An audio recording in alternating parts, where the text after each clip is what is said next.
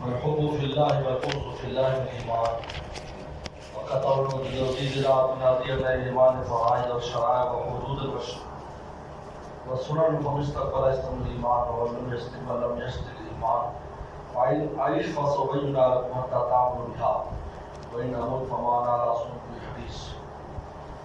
امام بخاری رحمۃ اللہ علیہ آیات مبارکہ کے بعد آثار صحابہ اور تابعین آ رہے ہیں. اس بات پر کہ ایمان مرکب ہے اور گھٹتا بڑھتا ہے، دو باتیں سامنے ہیں، اور ان دونوں سے غرض امام بخاری کی مرجئہ پر رد کرنا ہے جو اعمال کو بیکار قرار دیتے ہیں، اور معطلہ خوارج پر رد کرنا ہے جو عمل نہ کرنے والے کو دائرہ اسلام سے خارج قرار دیتے ہیں. دونوں کا غلط مقصود ہے. لہذا ایمان مرکب ہے، مرجئہ پر رد ہے. ایمان گھٹتا بڑھتا ہے، ختم نہیں ہوتا، جو مطلق خوارج پر رد ہے. نیکی سے بڑھتا ہے اور گناہ سے گھٹتا ہے. آج ایک کہہ رہے والحب فی اللہ والبغض فی اللہ من ایمان.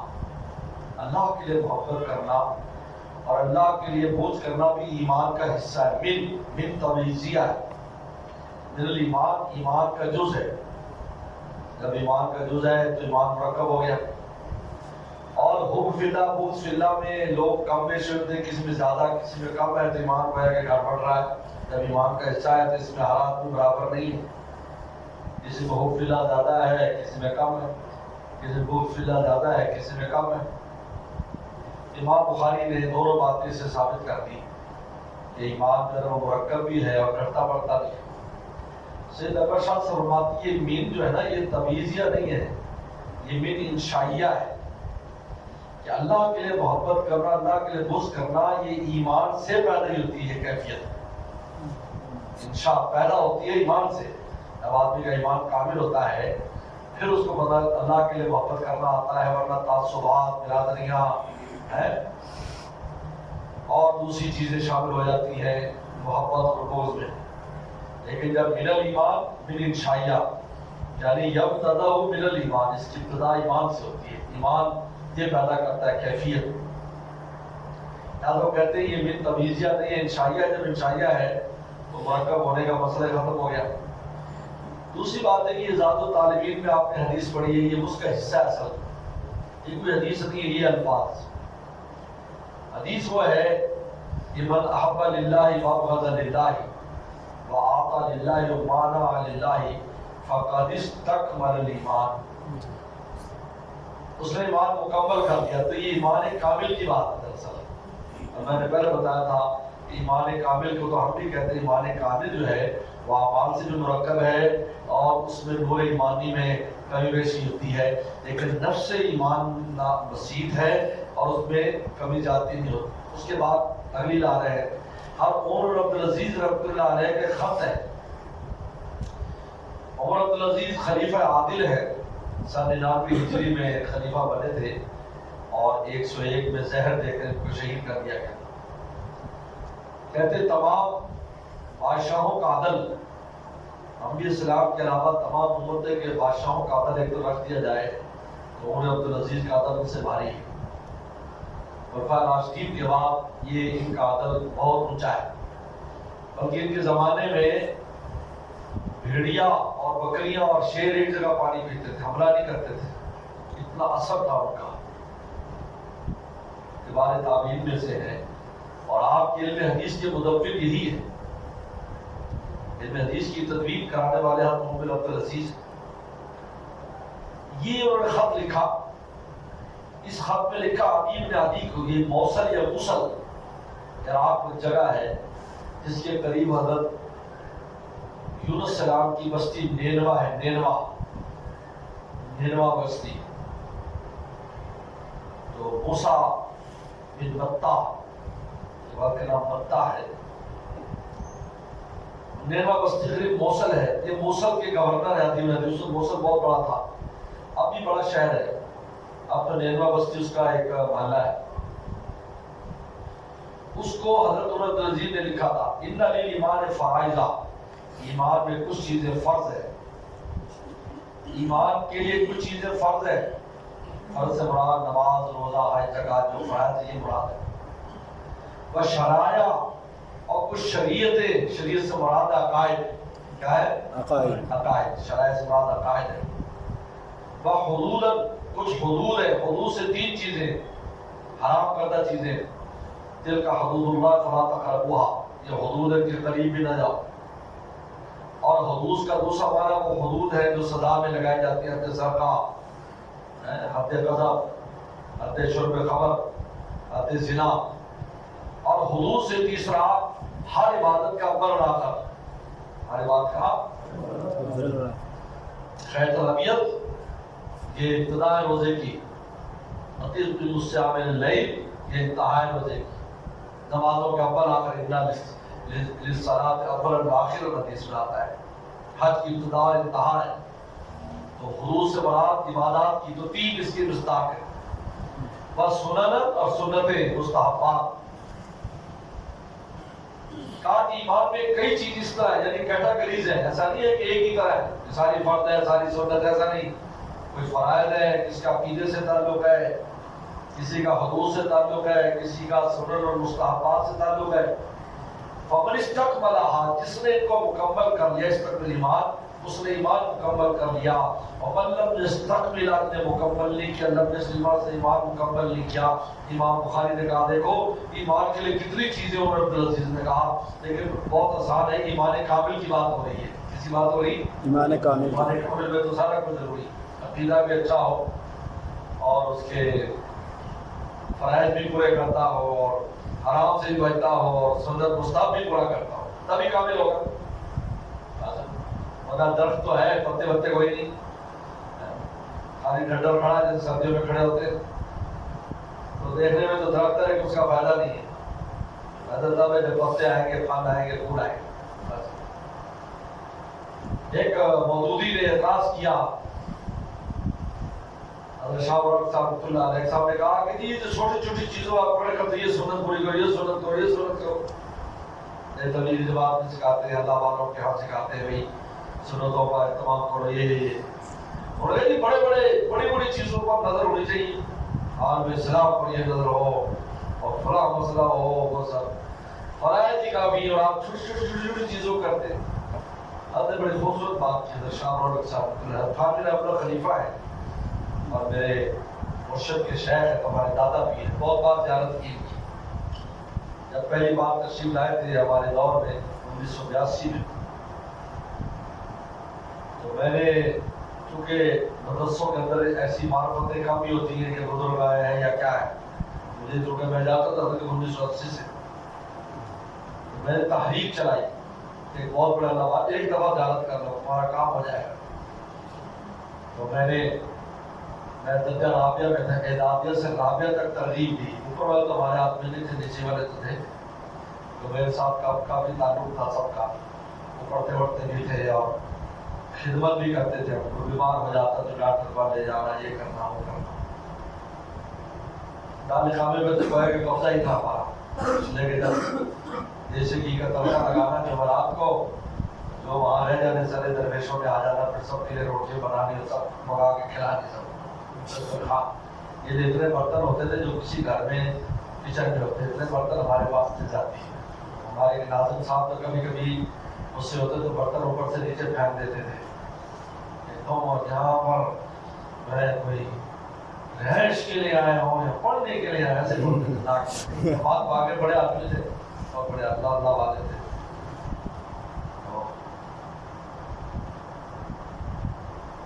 تو تحریک چلائی، 4 آنے فی کا جمع کیا ہم نے اور پوری بس بھر کے لے گیا.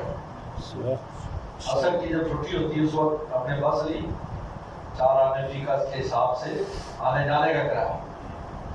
تو کہا کہ مغرب سے پہلے واپس لانا، کیونکہ سختی بہت تھی جنرل ٹاؤن میں. مغرب کے بعد اگر کوئی آتا اس کی غیر حاضری لگ جاتی، اور جس کی غیر حاضری لگتی اس کو جمعے کے دن روزہ رکھنا پڑتا، اعتکاف کرنا پڑتا، اور مغرب کے بعد جمعے کو 20 رکعت نفل پڑھنے پڑتے. یہ سزا تھی. تو لوگ کو مفت کی روٹیاں توڑ رہے ہوتے، کیا کریں، مطلب بھاگ جاؤ. ہمیں تو اس طرح کرتے تھے، تب بھی ہم وہیں پڑے رہتے تھے. تھوڑی دیر بھی لیٹ ہو جائے کہ جب واش روم میں زیادہ بس خیر کہ اب یہ عقائد ہاتھ سے تبدیل نہیں ہوگا. بس یہ کرائٹیریا تھا. ہم گئے حضرت کی زیارت کی ماشاءاللہ پہلی دفعہ. بہت پرنور چہرہ, بہت حضرت خانوی کے چھوٹے یافتہ تھے. حضرت شیخ زکریا رحمہ اللہ طالب علم میں فرمایا کرتے تھے اگر کسی نے ولی دیکھنا ہو تو اس شخص کو دیکھو. جوانی میں فرماتے تھے. قرآن کی بہت عاشق تھے. ان کی زیارت کی اور پھر تو حضرت کو کسی نے کہا تو انہوں نے بڑی خوبصورت بات کی. انہوں نے فرمایا دیکھو کسی بھی درخت کا جو پھل ہے وہ اس وقت نکلتا ہے جب اس کے اوپر باریک شاخ آتی ہے اور اس باریک سی شاخ پر پھول لگتا ہے. اس پھول میں سے پھل نکلتا ہے. کبھی ڈنڈل کے اوپر پھل نہیں ہوتا, بالکل باریک. اس کا مطلب کیا ہے کہ ثمرہ کے لیے, کسی شے کے ثمرہ کے لیے باریک چیز چاہیے. لہذا یہ سنتیں اور مستحبات جب اس پر عمل کرتا ہے تو ایمان کا جو ثمرہ ہے جو آگے آئے گا علامت ایمانی, تب اس کو جا کر ملتا ہے. ورنہ وہ ڈنڈل تو کھڑا ہے. اب آپ کا درخت چھا گئے اس وقت تو آپ کھائیں گے سیزن میں تو بالکل بور لگے گا اور بور کے اوپر وہ باریک سی اس کے اوپر آپ نکلے گا اور ایک ایک کے اوپر کتنے آپ کو لٹک رہے ہوں گے وہ جھک بھی جائے گا. تو آپ مجھے بتائیں حضرت نے فرمایا کہ جب تک باریک دین پر سنن من استقبل والا کمال ایمان کے لیے فرمایا کہ سنتوں پر بھی عمل کرنا ہوگا, فرائض پر بھی عقائد. تو یہ عمر عبد العزیز رحمۃ اللہ علیہ نے یہ خط لکھا تھا. دراصل عمر عبد العزیز کیا چاہتے تھے؟ اس خط میں وہ چاہتے تھے فقہ کی تدوین کرنا. فقہ کی فقہ کیا ہے؟ فقہ دراصل قرآن حدیث کو کھولنا ہے, اس کو ترتیب دینا ہے. بہت چھوڑ مچاتے ہیں حدیث شریف میں, حدیث پر عمل کرو, فقہ چھوڑ دو. ان کو کہو کہ آپ نماز کو ثابت کر دو حدیث سے. نماز کو اللہ اکبر تکبیر تحریمہ پوچھو فرض ہے, واجب ہے, سنت ہے؟ وہ کہے گا فرض ہے. جو کا حدیث میں کرو ٹھیک ہے. اس کے بعد سلام پڑھی سبحان اللہ و بحمدہ. یہ سلام فرض ہے, سنت ہے, واجب ہے؟ تو غیر مقلد یہی کہے گا سنت ہے. یہ بھی حدیث میں آتا ہے, وہ بھی حدیث میں آتا ہے. یا تو ساری فرض ہو یا ساری سنت ہونی چاہیے. یہ فرق کو کیسے لے کے آیا؟ سمجھ آیا؟ جی نماز ثابت نہیں کر سکتے. یار مولانا امین القادری صاحب رحمۃ اللہ علیہ کا گول تھا, وہ فرماتے تھے نماز ثابت نہیں کر سکتے. پھر وہ ٹول میں حضرت ہوتے تھے, ہمارے استاد ہیں.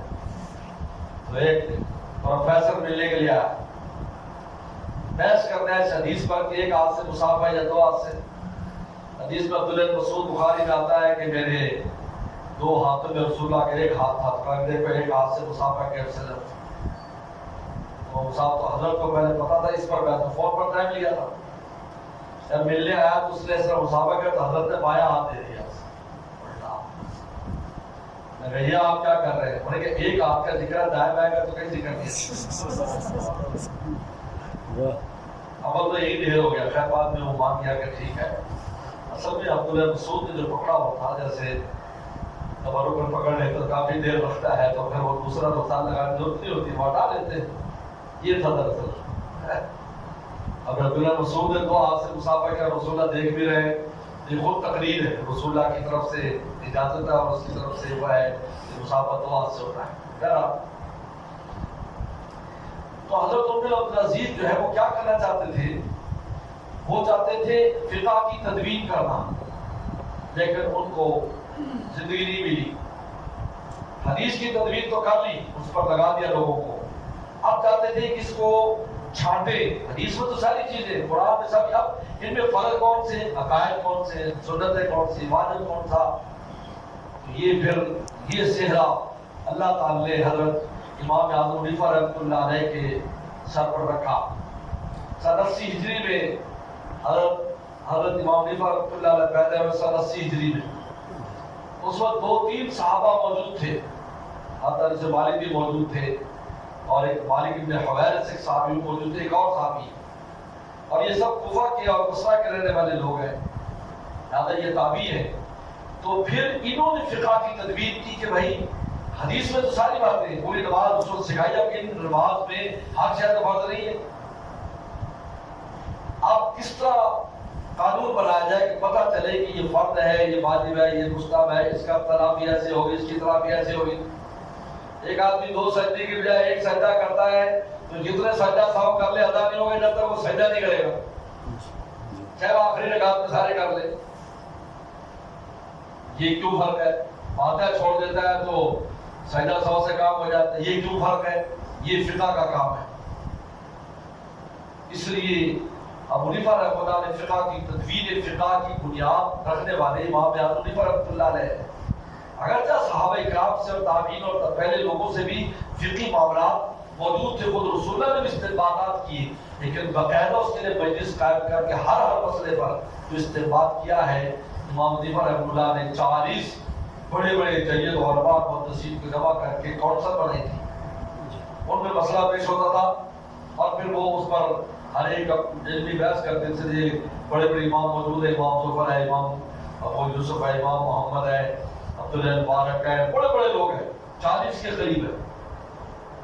اس لیے حنفی مذہب پورے عالم میں سب سے زیادہ ہے۔ 80 کروڑ مسلمان حنفی مذہب پر عمل کرتے ہیں، 80 کروڑ، 1.25 ارب مسلمانوں میں سے 80 کروڑ صرف حنفی، اس لیے کہ یہ ایسا قانون ہے جو جامع ہے، ہر زمانے ہر جگہ چلتا ہے۔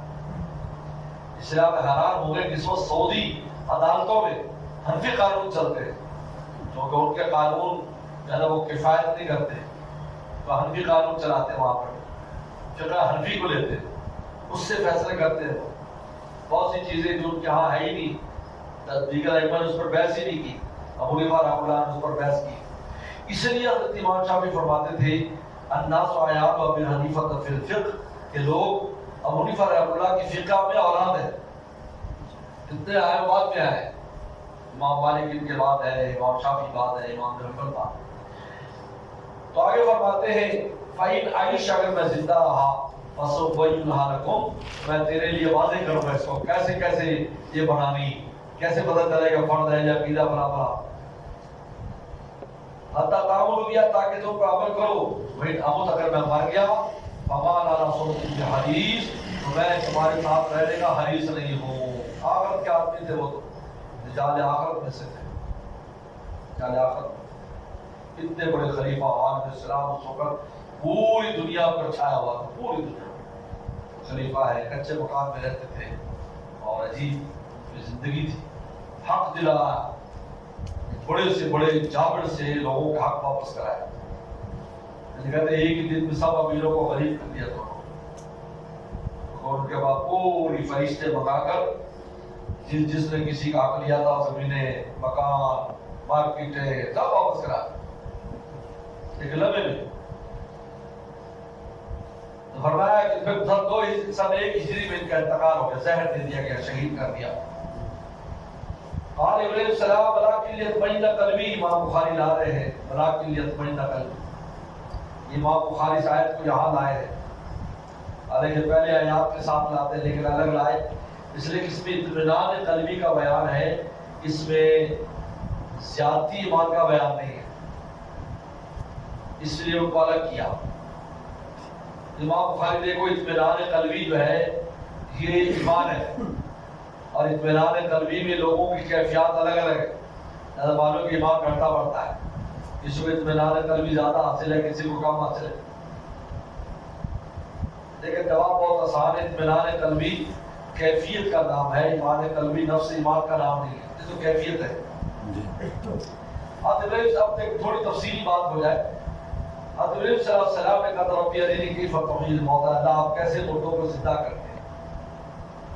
یہ کیفہ جو ہے 2 معنی میں ہو سکتا ہے، سوالیہ یعنی وہ کیفیت دیکھنا چاہتا ہوں، اور کیفہ وہ حال کے معنی میں ہوتا ہے، کیفہ یعنی آپ کیسے کر سکتے ہیں، ناممکن ہے۔ نفر میں ابلغ تو بھی تو ایمان نہیں لایا، قال بھر میں ایمان رکھتا ہوں۔ کیفہ متعین ہوگا کہ کیفہ کیفیت پوچھ رہے تاکہ اطمینان قلبی ہو، اس لیے کہ آنکھ سے دیکھنے میں اور خبر سننے میں فرق ہوتا ہے۔ یہ حدیث ہے لیس الخبر کالمعاینہ، کیا ہے؟ لیس الخبر، خبر اور معائنہ ایک جیسا نہیں ہوتا، دیکھنے کے بعد کیفیت اور ہوتی ہے، سننے سے کیفیت اور ہوتی ہے۔ حضرت موسیٰ صلی اللہ علیہ وسلم کو خبر ملی کہ قوم نے پوجا شروع کر دی بچڑے کی، بہت غصہ، تیزی سے واپس آئے، تو رات کی تختیاں پاس تھی، لیکن جب قوم کو کرتے دیکھا القى الارواح واخذ راس اخيه يجره اليه، اور حضرت ہارون السلام کے بال کھینچنے، بڑے بھائی نے بال کھینچنے غصے سے، یہ تم نے روکا نہیں تو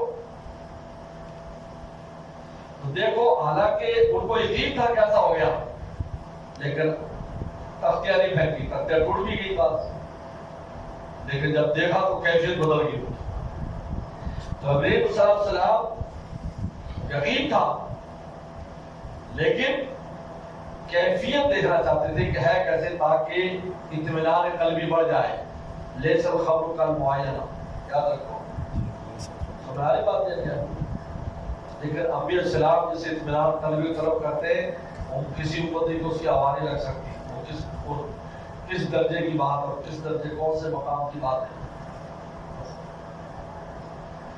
یہاں پر سوال تھا تم نے اللہ نے کیوں پوچھا، اللہ کا تو پتا تھا۔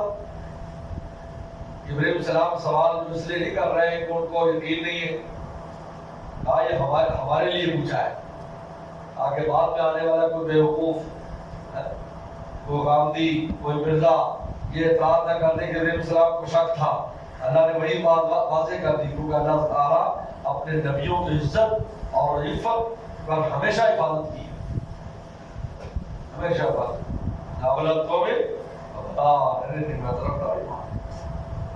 معلوم کہ یہ جو کیفیت تھا، یہ کیفیت پوچھنے کے لیے ہے، یہ کیفیہ بہار والا نہیں ہے، کیفیہ کیسے کریں، جیسے اللہ جی یہاں اللہ وعلا بہت دیا، کیسے اللہ زندہ کریں گے، نے کہا یہ بہار ہے، سب کو مار دیا، اللہ بھائی تو بھی مر جاؤ، ہے نہیں کہ ساتھ سوئے بڑھ رہا، اور بعد میں زندہ کیا، نبی کی دعا سے اللہ معاف کر دے، پتہ نہیں کتنے حد سے بات بارہ زندہ ہو۔ یہاں پر فرمایا میرا ابراہیم، اس سے سوال نہیں کر رہا ہے، اطمینان قلبی کے لیے سوال کر رہا ہے۔ بہرحال قال بعض اجلس بنا منوم انسان، بعض ابن جبر رضی اللہ عنہ بہت بڑے انسان ہے، اپنے شاگرد سے کہہ رہا،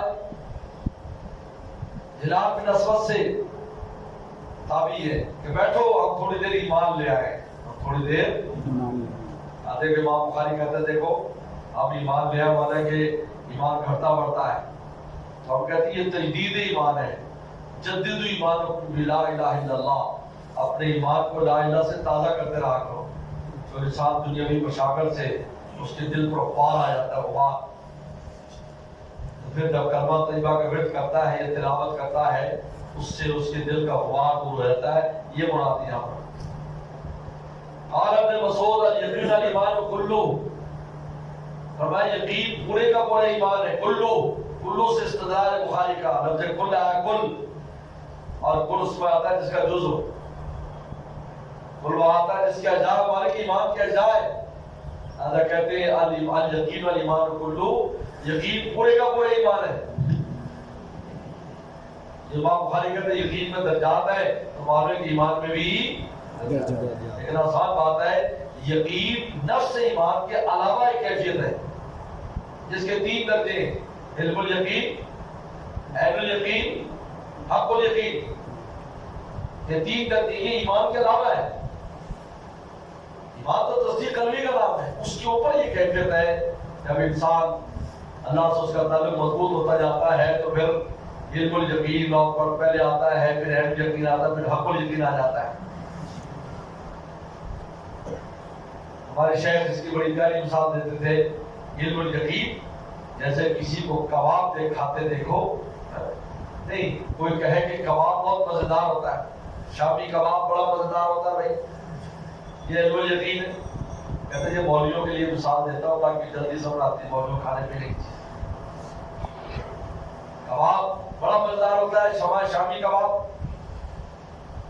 کباب مارا مسلمان کر، بوئے کباب مارا مسلمان کر، کباب کی خوشبو مجھے مسلمان کر دی۔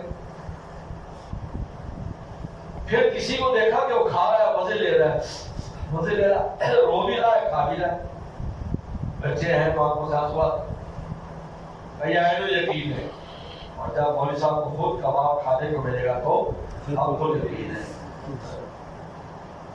کباب کی لذت جیسے شباب کی لذت، کباب کی لذت جیسے جوانی کی طرف مزہ اس کو آ رہا ہے کباب کھانا۔ ہمارے یہاں فرماتے ہیں کہ ہندو تھا وہ مسلمان ہو گیا، طالب علم میں پڑھ گیا، اس مدرسے جہاں میرے شیخ پڑھتے تھے تو ہندو گوشت نہیں کھاتے، اللہ نے محروم کر رکھا ہے۔ تو ایک بار دعوت پر گئے تو وہ شامی کباب بنائے تھے، پہلی دفعہ اس نے گوشت کھایا اور وہ بھی کباب، اس کو بہت مزہ آیا، بہت مزہ آیا۔ جب ہم کھا کے دعوت آ گئے تو روزانہ پوچھتا تھا اب دعوت کب آنے ہے، اردو سے اب دعوت کب آنے ہے؟ میں نے کہا بھائی آ جائے گی۔ کیوں؟ کباب یاد آ رہے دعوت کب آنے؟ جو یقین ہے یہ ایمان کی ایک کیفیت کا نام ہے، نفس ایمان نہیں ہے، اور اس کے تین درجات ہے۔ حدیث میں آتا ہے، آپ کو پتا ہے، نہیں یقین آپ کو قال ابن عمر قال صلی اللہ علیہ وسلم قال ابن عمر لا يعبد حقیقت تقوی تجدا ما حق فی الصدر، آدمی تقوی کی حقیقت کو نہیں پہنچ سکتا جب تک کہ دل کی کھٹک کو سے بھی نہ بچے۔ حرام ہے لیکن پھر بھی ایک بار میں دل میں کھٹک ہے، چھوڑ دو اس کو، یہ تقوی کی حقیقت ہے۔ کمال تقوی، امام بخاری جو کہ تقوی ایمان ایک ہے تو کہتے ہیں ایمان بھی اس طرح ایمان کی بھی ایک حقیقت ہے اور کمال ہے، تو زیادہ ایمان کرتا بڑھتا ہے، اس سے امام بخاری نے ثابت کیا۔ لیکن تقوی اور چیز ہے، ایمان اور چیز ہے۔ ایمان کی حقیقت تک نہیں پہنچ سکتا حتی یدا ما حاک فی الصدر، جو دل میں چیز کھٹکتی ہے، ایک چیز ہے بظاہر جائز معلوم ہو رہی ہے لیکن دل میں ایک شبہ آ جاتا ہے، چھوڑ دے اس کو، نہ کرے، یاد رکھو۔ اس لیے تقوی کے 7 درجات، 7 درجات، یہ میں نے مشکات کے ساتھ یہ استاد کی کاپی میں کسی کی پڑھا تھا، مجھے آج تک یاد ہے۔ 7 درجات مشکات شریف جب پڑھ رہے تھے اس وقت ہم ایسی باتیں پڑھتے تھے، ہم دورے حدیث میں نہیں یاد کرتے۔ فرمایا کہ سب سے پہلا درجہ ہے کہ شرک اور کفر سے بچنا، یہ بھی تقوی ہے۔ دوسرا یہ ہے کہ کبائر سے بچنا، بدعات سے بچنا، یہ بھی تقوی ہے۔ تیسرا کبائر سے بچنا، یہ بھی تقوی ہے۔ چوتھا صغائر سے بچنا، یہ بھی تقوی ہے۔ یہ درجے درجے۔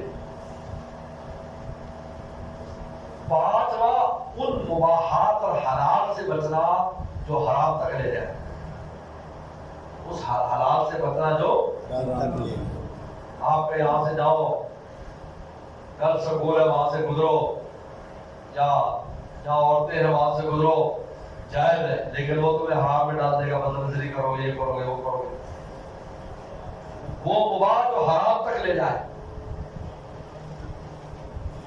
نمبر 6 شبہات سے بچنا، جس میں شبہ ہو، یہ ہے اس کا بیان یہاں، حتی یدا ما حاک فی الصدر۔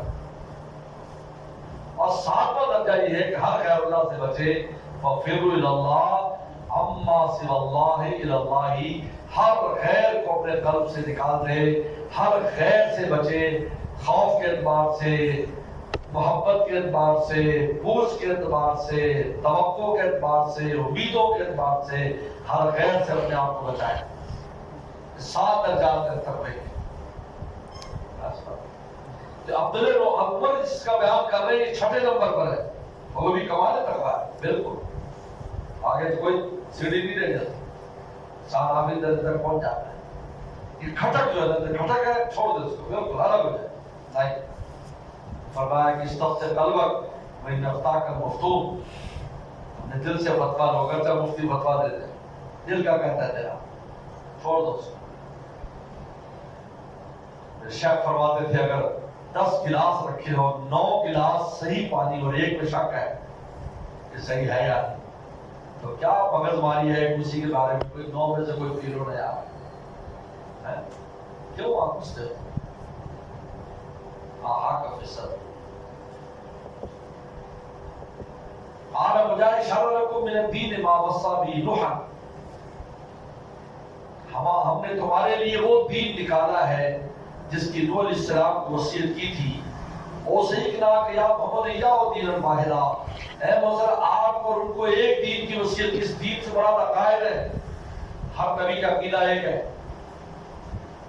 اگلا تو وقال شرع و منہاجا، پھر ہر ایک کے لیے شرع اور منہاج الگ الگ بنائے۔ شرع سے مراد وہ عقائد ہے اور منہاجا سے مراد جو ہے وہ اعمال ہے، ہر ایک کا اعمال الگ بنائے، سبیل و سنتاً، لہذا بہت سی چیزیں پہلے حلال تھے وہ حرام ہے، پہلے حرام تھے وہ حلال ہے، تو شریعتیں الگ الگ ہیں اور اعمال الگ ہیں، لیکن عقائد ہر نبی کے ایک ہے۔ امام بخاری نے دونوں آثار کو ملا کر یہ ثابت کیا ہے کہ عقیدہ تو ہر نبی کا ایک تھا، لیکن اعمال میں کمی بیشی تھی، کم زیادہ۔ اعمال جو کہ کیا ایمان کا حصہ ہے، تو معلوم ہے کہ پہلوں کا دین کامل تھا، رسول اللہ کا دین اکمل ہے، تو معلوم ہے کہ ایمان میں درجات ثابت ہو گئے اس سے۔ لیکن میں نے بتایا کہ اعمال کی اپنی حیثیت ہے اور نفس ایمان کی اپنی حیثیت ہے۔ دعاؤں کو ایمانوں کو، دعاؤں کی تفسیر کی ایمانوں کو، ما یعلم بکم ربی لولا دعاؤکم، پتہ نہیں تمہارے ساتھ اللہ کیا کرتے اگر تمہاری دعا نہ ہوتی۔ ایک بار تو دعا سے دعا ہے، لہذا اللہ کو اگر کافر بھی پکارتے ہیں وہ بھی سنتا ہے۔ دعو اللہ مفصل الدین، ان انجام میں آج اگر نجات دے دے گا تو کیا ہے آگے لنکونن شاکرین، جب فلما نجا بالمرء اذا هم یشرکون، تو اللہ سے شرک کرنے لگے۔ دعا سے مراد دعا ہی ہے، ایمان نے دعا سے دعا، یعنی کوئی بھی پکارے گا سنتے اور اس کی پوری کر۔ شیطان نے درخواست کی، اس کی بھی پوری کر کہ مجھے ابھی موت نہ دینا کا، ٹھیک ہے، اللہ نے اس کی درخواست آدھی قبول کر لی کہ نبی عمر دے دیں گے، لیکن یہ نہیں کہا، وہ تو کہتا تھا جنا یوم یبعثون، کہ جب دوبارہ لوگ زندہ تھا کہ مجھے موت ہی نہ ہے، کہنا نہ الہ وقت المعلوم، یوم الوقت المعلوم، نبی عمر دے دی اس کو۔ دعا کو ایمانوں کو دوسری تفسیر ہے کہ دعا ایمان ہے، مراد ہے کہ جو دعا ہے، دعا کی وجہ سے تمہارے اللہ تعالیٰ تمہیں دیر تک تم پکارتے ہو، بلکہ تمہارے ایمان کی وجہ سے تم پر رحم کرتے ہیں۔ اگر تمہارا ایمان نہ ہوتا تو تمہارے ساتھ کیا کرتے ہیں؟ وَمَا يَعْلَمُ رَبِّي لَوْلَا دُعَاؤُكُمْ، اے ایمان والو تمہارا اصل تمہارا ایمان ہے جس کی وجہ سے تم پر رحم کرتے ہو، تم پکارا پھر بھی رحم کرتے نفس ایمان کی وجہ سے۔ دعا کی تفسیر ایمان کو سے کی، اور یہاں دعا کو ایمانوں کو، کیونکہ ایمان اور دعا کا میں تعلق ہوتا ہے، کیونکہ جتنا ایمان مضبوط ہوتا ہے اتنی اس کی دعا مضبوط ہوتی ہے، جتنا ایمان کمزور ہوتا ہے اس کی دعا کمزور ہوتی ہے۔ اس لیے کسی نے پوچھا تھا کہ اللہ والے سے بھی کیا بات، لوگ آپ سے دعائیں کراتے ہیں یا فلاں سے دعائیں کراتے ہیں، خود بھی اللہ سے مانگ لے؟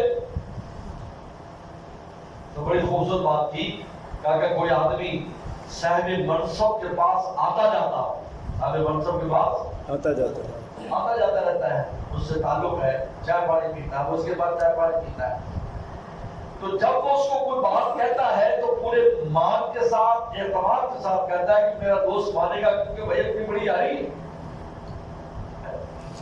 اور اگر کبھی نہ گیا اور پہلی دفعہ جا رہا ہو تو وہاں پسا ہوگا، پتہ نہیں ملاقات ہو گئی یا نہیں، اگر ہو جائے گی تو پتہ نہیں سنے گا یا نہیں۔ فرمایا کہ جو دربار الہی میں آتے جاتے ہیں وہ جس اعتماد کے ساتھ درخواست پیش کرتے ہیں، آپ آدمی ویسے نہیں پیش کر سکتے۔ بالکل ٹھیک ہے، ان کو یقین ہوتا ہے اللہ تعالیٰ کے، انہوں نے مشاہدے کیے ہوتے ہیں کیسے اللہ تعالیٰ سن لیتے ہیں، وہ اعتماد سے اگر الگ نہیں بھائی اللہ تعالیٰ بس کام کر دیجیے۔ ایسے لکھا ہے، سفیان ثوری رحمۃ اللہ علیہ کا واقعہ لکھا ہے۔ سفیان ثوری بہت بڑے انسان ہیں، مکی ہیں، بہت بڑے محدث ہیں، ان کا واقعہ میں نے کتاب میں پڑھا کہ مسجد حرام میں اعلان ہوا کہ صلاۃ استسقاء پڑھی جائے گی، گرمی بہت تھی، جیسے اب گرمی، اللہ تعالیٰ بارش برسا دے، کہو آمین آمین آمین اللہم اغثنا اللہم اغثنا اللہم اغثنا آمین اللہم اغثنا غیثا مغیثا منیعا آمین اللہم صیبا نافعا صیبا نافعا۔ آمین۔ تو सलात इस्तिस्का हो गई, बहुत दुआ की खाना काबे में, रो रो कर इमाम साहब ने। हजरत भी नमाज पढ़ रहे थे, सलात इस्तिस्का वक्त धूप में होती, धूप में जाना पड़ता है, टीलों में जाना पड़ता है, पर हाल में तो वहीं हो सकता, कोई बारिश नहीं, कोई आसान। तो फरमाते कि मेरे साथ एक आदमी काला गुलाम बैठा था, गुलाम काला दूल्हा पतला सा, वो कह रहा था अल्लाह इन्होंने बदअमलियां इतनी कर ली कि तेरे दरबार में इनकी शफाई नहीं, लेकिन है तो तेरी मखलूक, मुझे कसम है अभी भी बारिश बरसा है। उसके मुंह से अल्फाज निकले थे, हज़रत सुफयान सारी फरमाते हैं कि बरामदे तक पहुंचना मुश्किल हो गया, बारिश बरसी। तो मैं उस आदमी के पीछे पीछे हो गया, यार ये तो अजीब है, कैसे इसकी अल्लाह ने सुनी। चलते चलते वो एक आदमी घर में गया जो गुलाम बेचा करता था, गुलामों के फरोख्त करने का उसका काम था। मैं उससे मिला वगैरह, मैंने कहा मुझे गुलाम चाहिए। हजरत तो जानता था बड़े मुहद्दिस है, हजरत कैसा चाहिए भाई, गुलाम दिखाया, ये फला है, इसके बाद ये महारत है भाई, ये लिखना पढ़ना जानता, आपको लिखने पढ़ने के लिए चाहिए होगा, खिदमत के लिए चाहिए, खिदमत वाला। जब 15-20 गुलाम देख ले, कहा कि नहीं भाई हमारे मतलब है, इनमें कुछ और दिखाओ। उनका और तो एक गुलाम बीमार है, वो बस काम काज के लायक नहीं है, बस उसको वैसे तबर्रुक कर रखा हुआ है, बस नमाज पढ़ लेता है, वो भी दिखा दो। देखा वही गुलाम, आगे मैं तो ये लेना भाई, ये तो किसी काम का कोई काम नहीं, अक्सर बीमार ही रहता है, और बस मैंने वैसे रखा हुआ है तराहुमन, राम खाते हुए जा रहा, कहाँ जाएगा, तो बस मेरे पास रहता है, अरे मुझे तो यही चाहिए। तो कीमत तय करके ले लिया। तो हजरत उसको लेकर अपने घर की तरफ चले, तो हरम के दरवाजे के पास से गुजरे। दूसरे पूछा कि इमाम साहब आपने मुझे क्यों लिया, मैं तो कोई काम नहीं कर सकता, खिदमत नहीं कर सकता। उसने फरमाया कि नहीं भाई मैं तेरी खिदमत करूंगा। क्यों? कहा कि अभी भी जो हरम में किस्सा हुआ है बारिश का, मैं तेरे साथ ही बैठा था, कहा आपने सुन लिया? कहा कि हाँ। कहा कि फिर ऐसे करो, मुझे 2 रकात नमाज पढ़ने दो हरम में। तो हरम में चला गया वो, 2 रकात नमाज पढ़ी। कहा कि इमाम साहब कोई काम हो तो मुझे बता दो, वरना मैंने अल्लाह से कह दिया मेरा राज फाश हो गया, मुझे बुला ले। उन्होंने कहा मेरे लिए दुआ कर दो जल्दी से। उन्होंने दुआ की, लेटे और इंतकाल हो गया। तब अगली नमाज में हमने उनका जनाजा पढ़ा, और अजीब किस्सा लिखा है। और साहब दुआ भी लोग होते हैं, उनका अल्लाह की ज़ात पर ऐसे एतमाद होता है। दुआओं में ईमान को, यानी जिस कदर तुम्हारा ईमान होगा वैसी तुम्हारी दुआ की कैफियत होगी, ये है। तो बहरहाल तीनों तफसीरें हैं। ये दुआ तुमसे मुतलक पुकारना है जैसे कुफार भी पुकारते थे। दुआ तुमसे ईमान है कि तुम्हारी पुकार पर नहीं, असल में तुम्हारे ईमान पर नवाजते हैं। और तीसरा है कि दुआ की कैफियत इंसान के ईमान के बकदर है।